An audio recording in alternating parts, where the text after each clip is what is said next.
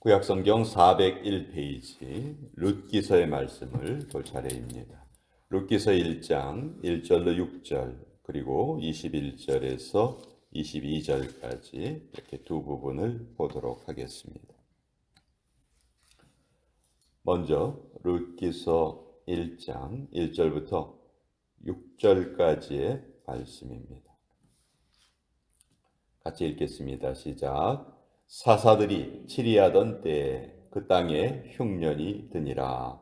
유다 베들레헴에 한 사람이 그의 아내와 두 아들들을 데리고 모압 지방에 가서 거류하였는데 그 사람의 이름은 엘리멜렉이요 그의 아내의 이름은 나오미요 그의 두 아들의 이름은 말론과 기련이니 유다 베들레헴 에브라 사람들이더라.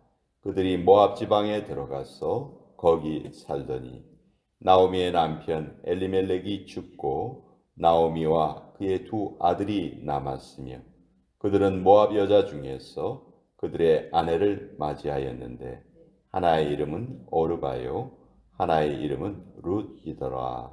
그들이 거기에 거주한 지 10년쯤에 말론과 기련 두 사람이 다 죽고 그 여인은 두 아들과 남편의 뒤에 남았더라. 그 여인이 모압 지방에서 여호와께서 자기 백성을 돌보시사 그들에게 양식을 주셨다함을 듣고 이에 두 며느리와 함께 일어나 모압 지방에서 돌아오려 하여.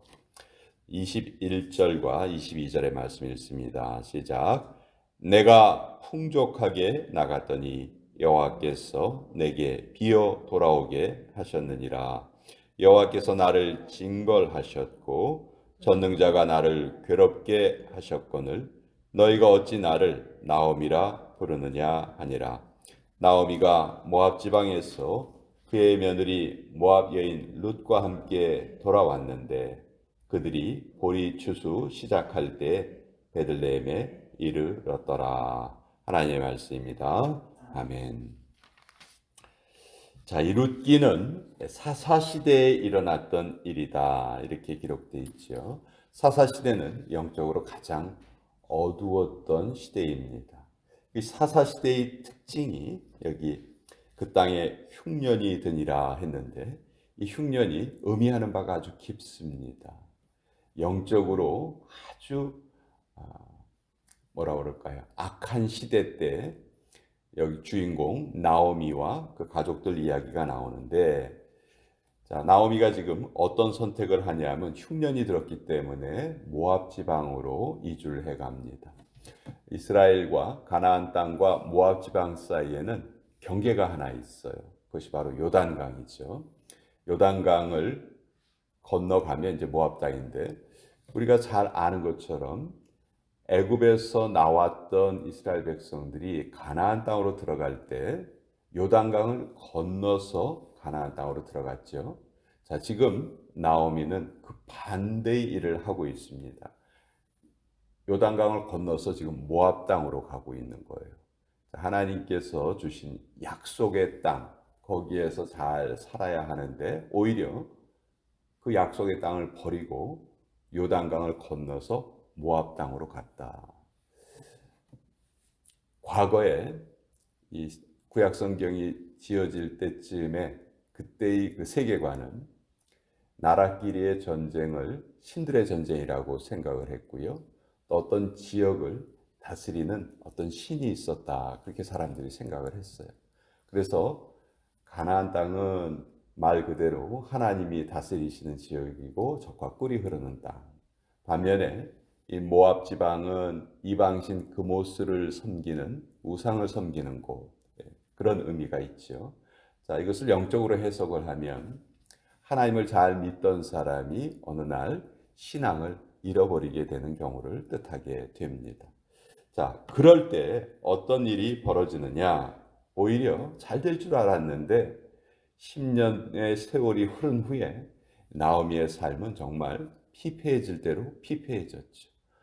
아무것도 남은 것이 없었어요. 남편도 죽고 두 아들도 죽고.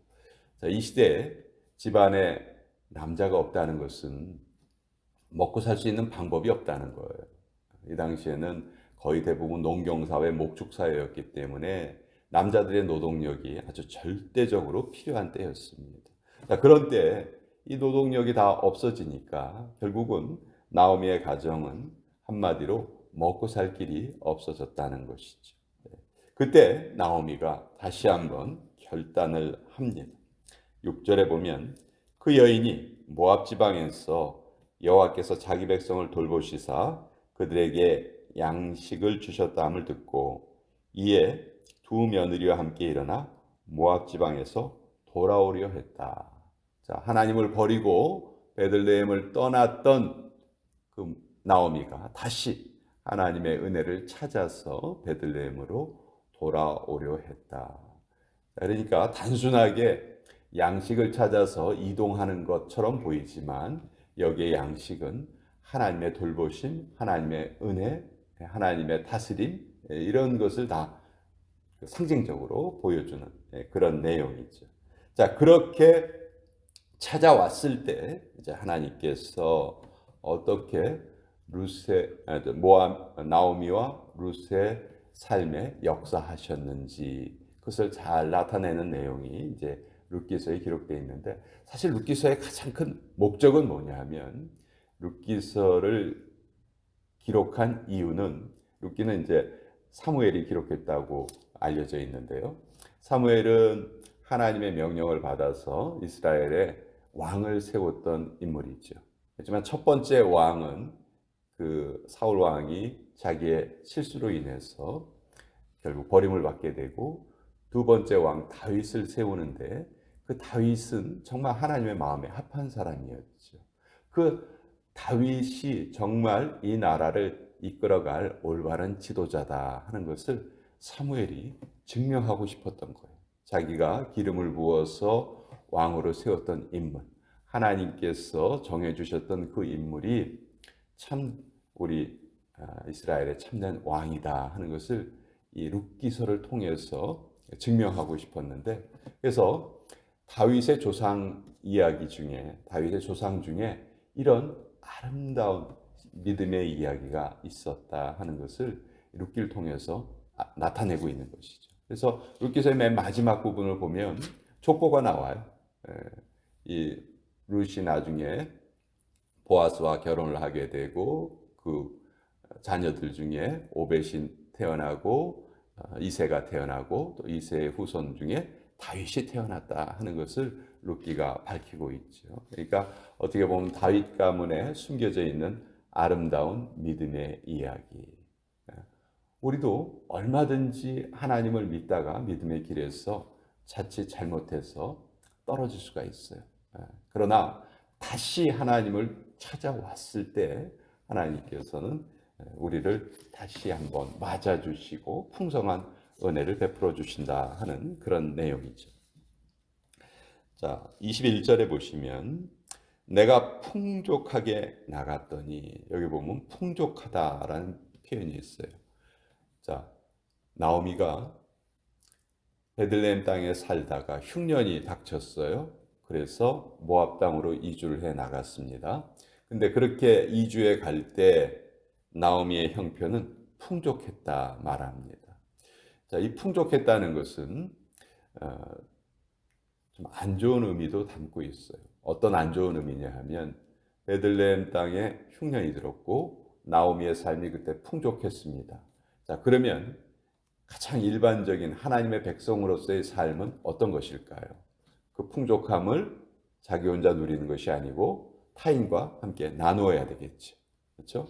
근데 나오미가 지금 모압 땅으로 간 이유는 뭡니까? 한마디로 얘기하면 자기 것을 지키기 위해서예요. 남과 나누기 싫어서. 풍족하게 나갔어요. 그때 재산을 다 싸들고 나갔어요. 내가 이 재산 가지고 모압 땅에 가면 얼마든지 내가 충분히 먹고 살 수 있을 거야. 그렇게 생각을 했습니다. 그러나 하나님께서는 나오미의 그런 생각을 악하게 보신 것이죠. 그래서 여호와께서 내게 비어 돌아오게 하셨느니라. 여호와께서 나를 징벌하셨고 전능자가 나를 괴롭게 하셨거늘 너희가 어찌 나를 나오미라 부르느냐. 나오미란 말은 기쁨 이런 뜻이에요. joy, 영어로 joy예요. 근데 나오미가 이제 나는 나오미라고 부르지 말아라. 오히려 나의 이름을 마라라고 불러라. 마라는 쓰다 그런 뜻이죠. 영어로 비터인데 나는 이제 기쁨이 아니고 내 인생이 너무 쓰게 되었다. 자, 나오미는 이렇게 자기 인생이 잘못되었다라는 것을 깨닫지만 다시 하나님의 품으로 돌아왔고 또 그때 하나님께서 이 나오미의 모든 것을 다 가져가지 않으시고 가장 귀한 것을 남겨두십니다. 그 가장 귀한 것이 바로 나오미의 며느리였던 룻이죠. 우리가 읽지는 않았지만 이 중간에 있는 내용은 우리가 너무도 잘 아는 내용입니다. 두 명의 며느리에게 너희는 모압 지방 사람들이니 그냥 이곳에 머물러 있어라. 나 혼자 이스라엘 땅으로 옮겨가겠다. 그렇게 얘기했을 때 첫 번째 며느리 오르바는 그대로 모압 땅에 남죠. 그렇지만 두 번째 며느리였던 둘째 며느리 룻은 무슨 소리를 하십니까? 저는 꼭 어머니를 따라가겠습니다. 한 번 맺은 인연을 끝까지 지속하려는 그 룻의 아름다운 마음씨가 여기에 보입니다. 룻에게 하나님은 사실은 너무 가혹하신 분이었어요. 자기 시아버지, 자기 시아주버니, 또 자기 남편 다 데려가신 그런 하나님이에요. 결코 그 하나님을 좋게 볼 수 없는 그런 상황이었죠. 그러나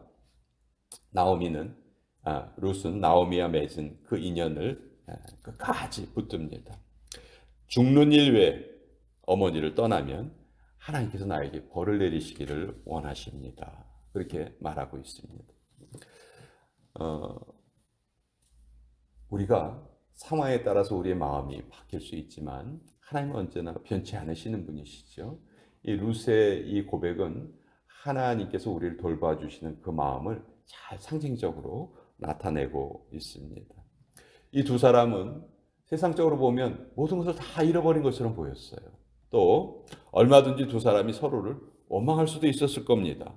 나오미가 며느리를 향해서 내가 너를 우리 집에 잘못 들인 것 같다. 뭐 그렇게 말할 수도 있었고 또 룻은 반대로 내가 이 집에 잘못 시집 온 것 같아요. 모든 걸 다 잃어버렸어요. 이렇게 서로 원망할 수도 있었겠죠.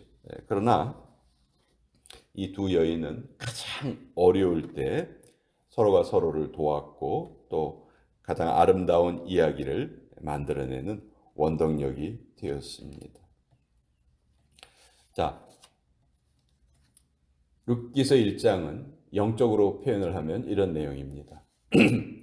나는 내 힘으로 살겠습니다 라고 생각하고 하나님 나를 간섭하지 마세요.